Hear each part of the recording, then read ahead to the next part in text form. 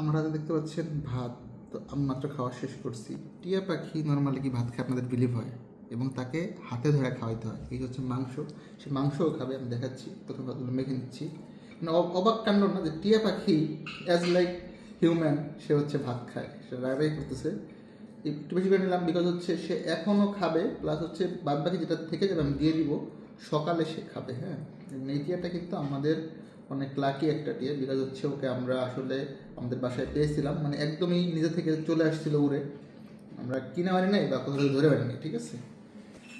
লোক সে এখন খাবে। হ্যাঁ খাবে, খোলা লাগছে, দেখেন লোক। বিসমিল্লাহ, দেখেন। ক্যান ইউ বিলিভ দ্যাট যে টিয়া পাখি এভাবে ভাত খায়? দেখেন সে প্রত্যেকদিন। হ্যাঁ আরও দিচ্ছি, ধরো। সে সবসময় এরকম হাতে ভাত খাবে। ও মা, ঝাল হয়েছে, পানি খাবা? খায় মজা পাচ্ছে না। এই